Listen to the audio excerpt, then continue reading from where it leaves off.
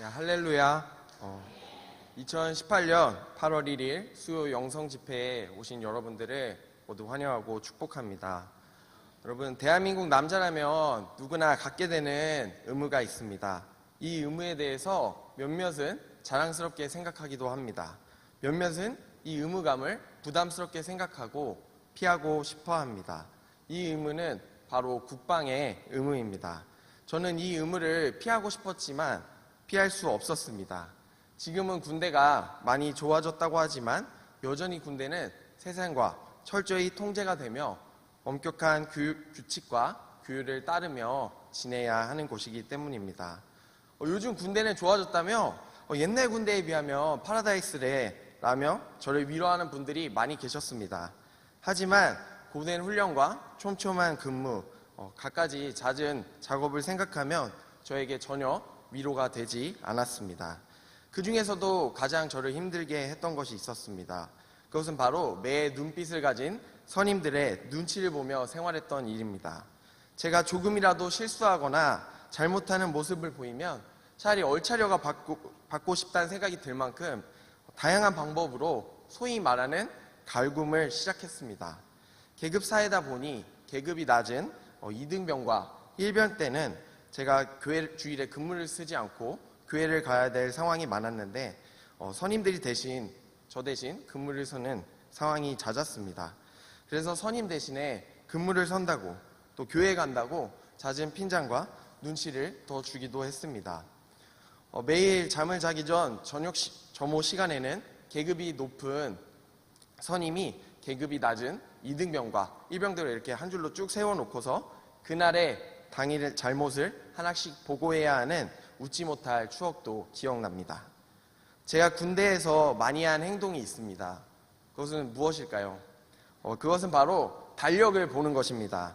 행복한 미래에 대한 상상과 도무지 오지 않을 저녁 날짜만을 손꼽아 기다리며 하루하루 버티며 지냈습니다.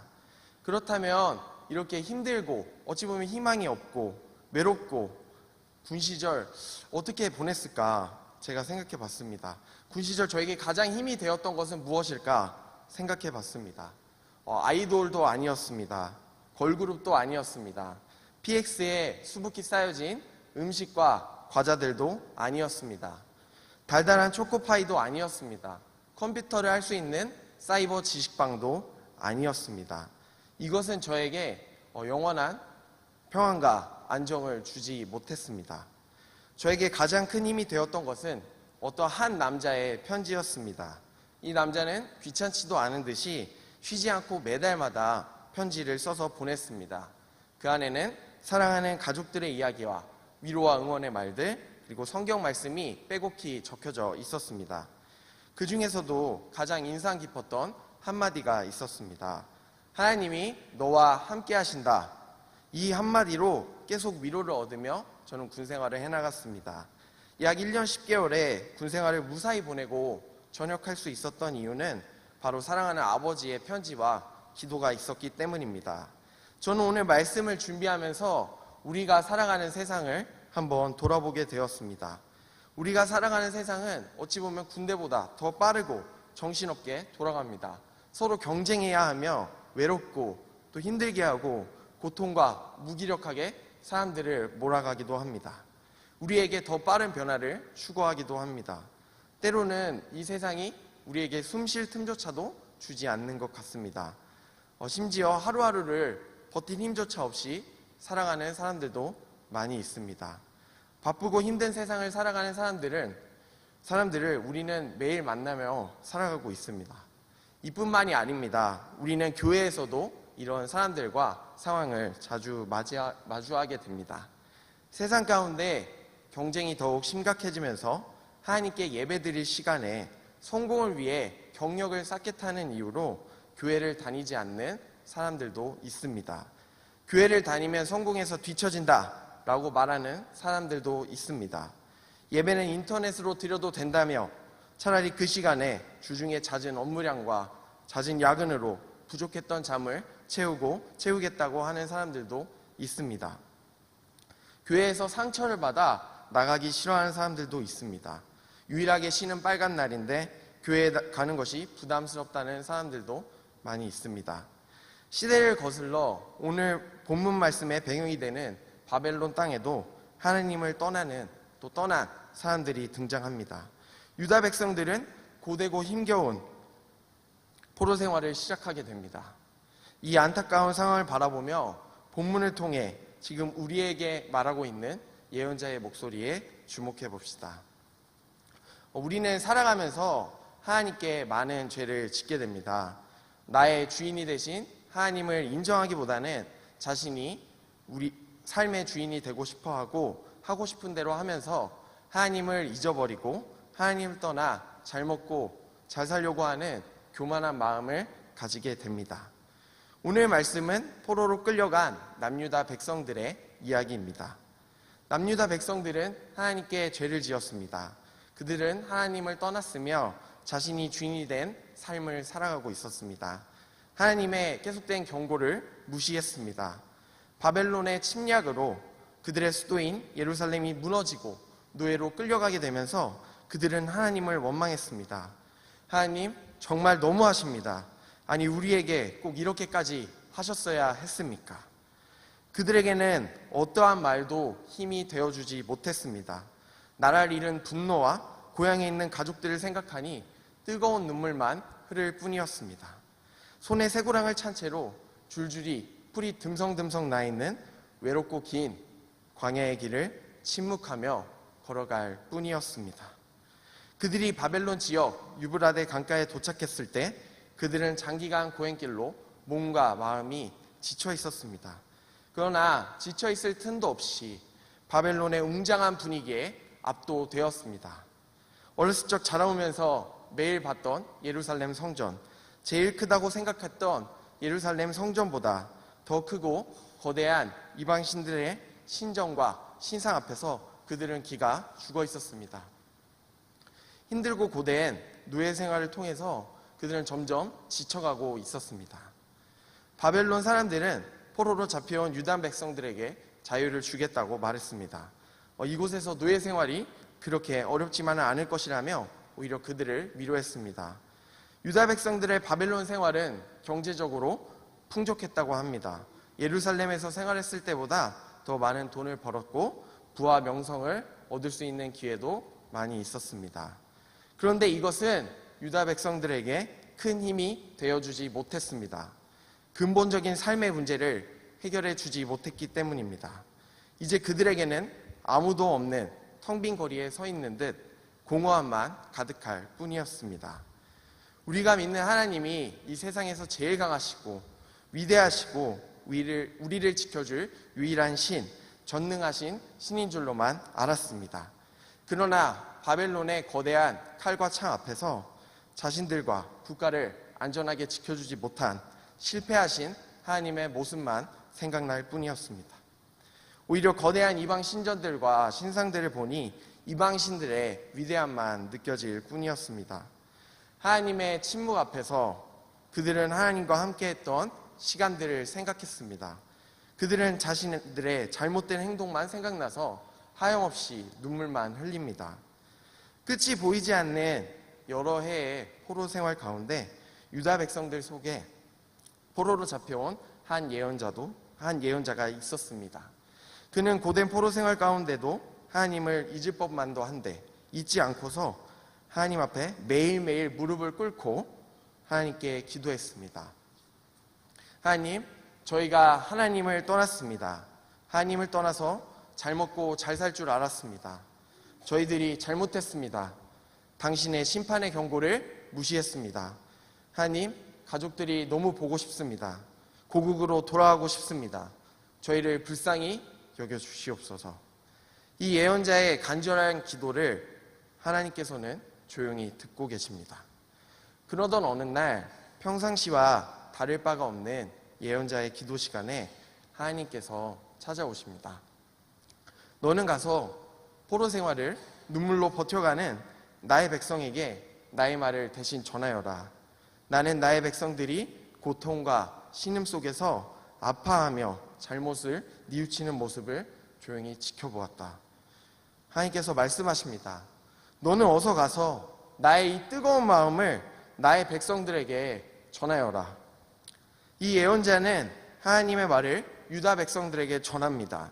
이사야 40장 1절에서 2절 표준 세번역 말씀입니다. 너희는 위로하여라. 나의 백성을 위로하여라. 너희의 하나님께서 말씀하신다. 예루살렘 주민을 격려하고 그들에게 일러주어라. 이제 복역 기간이 끝나고 죄에 대한 형벌도 다 받고 지은 죄에 비하여 갑절의 벌을 받았다고 외쳐라. 희망이라고는 보이지 않았던 유다 백성들 삶에 따뜻한 한 줄기의 빛이 비춥니다. 유다 백성들은 긴 포로 생활 가운데 하나님은 계시지 않다며 하나님을 원망했습니다. 그러나 아이러니하게도 하나님께서는 그런 자신의 백성들을 외면하지 않으셨습니다. 그저 침묵으로 조용히 자신의 백성을 지켜보셨습니다. 마침내 시간이 되었을 때 하나님께서는 자신의 사랑하는 백성들의 아픔과 고통을 더 이상 볼 수 없다는 듯 따뜻하게 안아주십니다. 이제 하나님께서는 슬픔과 고통으로 지쳐있는 그들을 직접 만나기 위해서 외출할 준비를 하고 계십니다. 하나님은 눈물과 고통 가운데 있는 자신의 백성들을 방관하지 않으셨습니다. 하나님께서는 지쳐있는 유다 백성들을 직접 위로하시기 위해 광야의 길을 한 걸음 한 걸음 걸어가십니다. 한 사람이 이 기쁜 소식을 듣고서 가만히 있을 수 없었습니다. 그는 외칩니다. 여러분 들어보십시오. 우리를 만나기 위해 하나님이 직접 오고 계십니다. 하나님이 편히 오실 수 있도록 광야의 길을 크게 만듭시다. 하나님께서 빨리 오시도록 광야의 길을 깨끗하게 청소해야 합니다. 그들은 희망에 차 있었습니다. 고생 끝에 낙이 오는 것처럼 슬픔과 분노로 뒤덮인 모습은 점차 사라지고 있었습니다. 하나님을 향한 간절한 기다림만이 그들의 마음속에 피어나고 있었습니다. 저는 올해 1월 중순 약 13박 14일의 일정으로 학교 수업인 성지답사를 다녀왔습니다. 그곳에 가서 많은 것을 보고 배우고 느끼며 돌아왔습니다. 답사했던 나라는 요르단, 이스라엘, 그리스, 로마 4개국이었습니다. 그 가운데 인상 깊은 나라를 뽑으라고 한다면 저는 이스라엘과 요르단을 뽑고 싶습니다. 여러 가지 이유가 있지만 그 이유는 예수님의 행적이 잘 드러나 있는 곳이기 때문입니다. 이 두 나라는 중동에 위치하고 있는 나라입니다. 여러분 한번 중동에 속한 나라를 생각해 보십시오. 어떤 특징들이 있을까요? 대체적으로 낙타가 많이 있을 것이다, 모래가 많다, 사막이 많을 것이다 라고 우리는 떠올리곤 합니다. 실제로 제가 이스라엘과 요르단 지역을 방문했을 때 그곳은 야자나무나 풀이 난 곳도 많이 있었지만 대부분 지형들은 큰 바위와 돌들 그리고 척박한 토양과 풀이 듬성듬성 나 있는 산지가 많은 나라였습니다. 오늘 말씀을 준비하면서 저는 요르단에서 바라본 두 가지 장소가 떠올랐습니다. 꾸불꾸불한 산맥 가운데 곧게 뻗은 왕의 대로를 기억했습니다. 거대하고 험난한 아르논 골짜기에서 붉은 석양이 지는 것을 바라본 것을 기억하면서 오늘의 말씀을 묵상했습니다. 유다 백성들은 하나님께서 험난하고 이런 구불구불한 광야의 길을 통해 자신들을 보러 오시길 원하지 않았습니다. 우리를 만나기 위해 오시는 하나님을 더 빨리 보고 싶은 마음이 크다 보니 골짜기를 메우고 싶습니다. 불균형한 산과 언덕들을 깎아서 평탄하게 만들고 싶습니다. 이것은 그 당시 현실에선 불가능한 기적 같은 일입니다. 이렇게까지 하고 싶었던 유다 백성들의 마음을 생각하면서 우리도 하나님을 바라보아야 합니다. 이사야 40장 5절의 말씀입니다. 주의 영광이 나타날 것이니 모든 사람이 그것을 함께 볼 것이다. 이것은 주께서 친히 약속하신 것이다. 아멘. 이제 하나님은 자신의 백성들에게 약속하신 것을 지키시기 위하여 포로된 유다 백성들에게 영광스러운 모습으로 곧 나타나실 것입니다. 오늘 우리에게 다가오시는 하나님은 과연 어떤 분이실까요? 우리도 유다 백성들처럼 우리에게 다가오시는 왕이신 하나님을 간절히 기대하는 마음을 가져야 합니다. 이를 지켜보던 한 예언자에게 목소리가 외치고 있습니다. 너는 가만히 있지 말고 외쳐라. 예언자는 당황스러웠습니다. 도대체 제가 무엇을 외쳐야 한단 말입니까? 목소리가 말합니다. 너희 백성들은 풀과 같으며 너희 백성들의 아름다움은 들에 피어난 꽃들과 같다. 하나님은 자신이 사랑하는 백성들을 들에 피어나는 꽃 그리고 풀처럼 키워가셨습니다. 들에서 피어나는 풀과 꽃들은 사람이 집에서 키우는 꽃들과는 조금 다르게 피어납니다. 자라나는 환경이 다르기 때문입니다. 집에서 기르는 꽃들은 사람이 제때 물을 주지 않거나 햇볕을 적당히 쬐어주지 않으면 금방 시들어 죽게 됩니다. 들에 피어나는 꽃들도 이와 비슷합니다. 사람이 직접 물을 주진 않지만 적절한 때에 비를 맞으며 햇볕을 받아야 합니다. 집에서 키우는 식물이나 밖에서 자라나는 식물에게는 돌봄의 손길이 필요합니다. 누군가의 돌봄과 정성이 없다면 아름다운 꽃과 풀들은 어떻게 될까요? 오늘 우리는 우리의 힘으로 해결할 수 없는 문제들이 있음을 기억해야 합니다. 직장 문제, 취업 문제, 결혼 문제, 가정 문제, 자녀 문제, 노후 문제 등으로 우린 계속해서 고민하며 살아가고 있습니다. 특히 청년들은 이 세상살이가 너무나도 힘들다 보니까 취업도 포기하고 결혼도 포기하고 학업도 포기하고 집 마련도 포기해서 하나둘씩 포기하다 보니 포기한 게 너무 많다 해서 3포, 5포 세대를 넘어서 M포 세대라는 명칭을 얻게 되었습니다. 모든 세대들이 공감하는 부분은 다르지만 우리 모두는 힘든 현실 가운데서 몸부림치며 나가고 있습니다.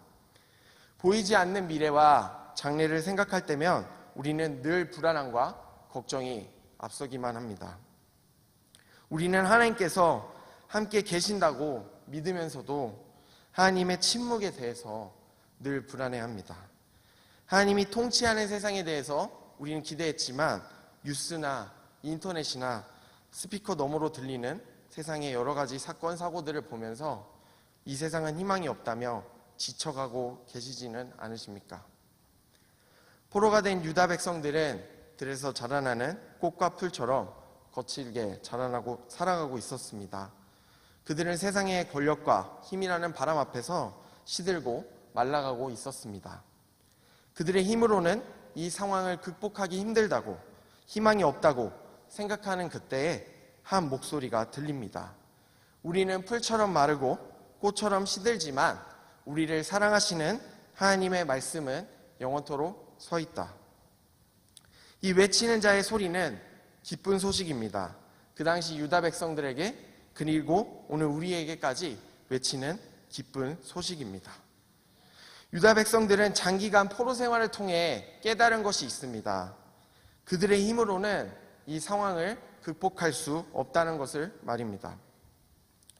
왠지 모르게 서먹하고 무서웠던 하나님, 벌을 주시는 하나님, 침묵하시는 하나님, 그런 하나님과 오해가 점점 풀려가면서 하나님과 유다 백성의 거리는 점점 가까워지고 있습니다. 하나님은 무섭고 멀리 계셔서 우리를 방관하는 분이 아니시다. 그들의 눈은 절망이 아니라 희망으로 바뀌어가고 있었습니다. 이제 우리는 우리 모든 것을 하나님께 내려놔야 합니다. 우리의 삶을 인도하시는 것은 세상이 추구하는 부나 명예나 권력이나 그런 것이 아닙니다. 우리의 삶을 인도하시는 이는 오직 한 분 여호와 하나님이시라는 것을 알아야 합니다. 우리의 삶의 모든 부분 가운데서 적극적인 하나님의 개입이 필요합니다. 그 하나님이 영원히 우리 곁에 서 계십니다. 우리 역시 하나님께서 약속하신 말씀 위에 서 있어야 합니다. 이제 하나님의 백성들은 기쁨에 차 있습니다. 그들은 하나님에 대한 열정을 가지고 높은 산을 오르거나 도시의 골목에서 성읍에서 하나님의 아름다운 소식을 목소리 크게 외치며 전합니다. 그들은 기뻤습니다. 하나님은 살아계신다. 하나님은 우리를 포기하지 않으시는 분이다. 이제 우리는 어깨를 펴고 당당해져야 한다. 하나님이 우리의 유일한 구원자이시기 때문이다. 하면서 기쁨의 소식을 온 세상에 외쳤습니다. 하나님은 자신의 백성들과 직접 대면하고 싶어 하십니다. 이제 침묵하며 숨어 계신 줄로만 알았던 하나님의 모습은 온데간데 없습니다. 긴 침묵을 깨고 모습을 나타내시겠다고 자신의 백성들에게 선포하십니다. 이는 마치 영화에서 위기의 순간 극적인 상황에 주인공이 등장하듯 하나님께서도 역시 극적인 순간에 등장하셔서 세상의 권세를 누르십니다. 하나님께서는 영화에서 나오는 영웅들보다 더 멋지고 웅장하게 등장하실 것입니다. 그리고 억압과 고통으로 신음하는 자신의 사랑하는 백성들을 만나기 위하여 걸어오십니다. 하나님은 자신의 백성들을 위해 그냥 오시지 않습니다. 빈손으로 오시지 않으십니다. 포로 생활로 고생하는 백성들을 위해서 위로라는 선물을 가져오십니다. 하나님께서는 더 이상 두려움과 공포의 대상으로 자신을 만나는 유다 백성이 되지 않기를 바라십니다. 하나님은 환대하며 맞이할 자신의 백성이 되기를 원하십니다. 이제 유다 백성들은 하나님과 함께하는 새로운 삶을 시작하게 됩니다. 그렇다면 오늘 우리에게 하나님은 어떤 분이십니까? 현재 우리의 상황이 좋거나 나쁘거나 기쁘거나 슬픈 가운데서도 하나님은 항상 변함없이 우리의 곁에 함께 계십니다. 말없이 우리를 지켜보시다가 아버지 당신의 시간과 때가 되었을 때 하나님께서는 침묵을 깨고 움직이십니다. 아무것도 모르는 천방지축 어린 양과 같은 유다 백성들 그리고 우리들을 올바른 길로 인도하십니다. 우리의 갈증을 해결해 주십니다. 우리에게 더 가까이 오시기 위해서 우리와 더 깊은 관계를 맺기 위해서 하나님께서는 직접 인간의 모습으로 이 땅에 오셨습니다. 그분은 바로 우리가 잘 알고 있는 예수 그리스도이십니다. 우리는 예수 그리스도를 통해 우리를 향한 하나님의 사랑을 깊이 깨닫게 되었습니다. 유다 백성들의 고통과 신음소리에 대해서 하나님은 절대 무시하지 않으셨습니다.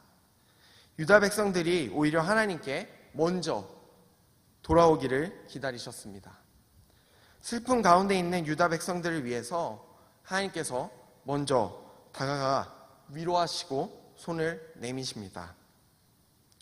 길었던 포로 생활을 통해 깨달은 것이 있다면 그동안 귀로 듣기만 했던 하나님에서 직접 경험한 하나님으로 바뀌어가는 귀중한 시간을 경험하고 있는 것입니다. 포로 생활을 마치고 고국으로 돌아가면 기쁜 마음으로 자신들이 만난 하나님을 전할 것입니다. 하나님은 어린 양 같은 우리들을 자신의 넓은 초원 가운데 풀어놓으십니다. 우리는 그 안에서 전부 다 누리며 살아갈 수 있습니다. 우리는 기뻐서 뛰놀며 때로는 넘어지기도 하고 서로 싸우기도 하고 아파하기도 할 것입니다. 우리가 뾰족한 가시덤불 쪽으로 갈 때에도 울타리를 넘어가려고 하는 그 순간에도 하나님께서는 우리를 항상 지켜보고 계십니다. 하나님은 먼저 우리가 스스로 깨닫고 하나님께 돌아오길 원하십니다. 그러나 조용히 먼저 다가와 우리를 안아주십니다. 이제 우리는 우리를 부르시는 목자에게로 먼저 다가가야 합니다. 우리는 이 험난한 세상을 어떻게 살아가야 합니까? 희망이 없다라고 말하는 이 세상에서 어떻게 살아가야 합니까? 하나님께서는 먼저 오늘을 살아가는 우리를 위로해 주십니다. 험난한 세상 가운데 고생하고 있다면서 등을 토닥토닥 두들겨 주십니다. 이 위로를 통해서 우리는 다시 세상을 살아갈 힘을 얻게 됩니다. 사랑하는 약수교회 성도 여러분, 이제 말씀을 마무리하려고 합니다. 하나님은 항상 우리 곁에 서 계십니다. 우리도 이제 하나님 안에 굳게 서 있어야 합니다. 하나님은 우리를 항상 지켜보십니다. 그리고 우리의 생각보다 항상 한 발짝 빠르게 행동하십니다. 세상 가운데서 아파하고 지쳐있는 우리를 만나기 위해서, 또 위로하시기 위해서 우리에게 먼저 다가오십니다. 어두웠던 세상이 태양보다 밝은 주의 영광으로 뒤덮이게 됩니다. 하나님이 우리를 보기 위해 지금 오고 계십니다. 이제 우리도 빨리 하나님을 만나러 나갑시다.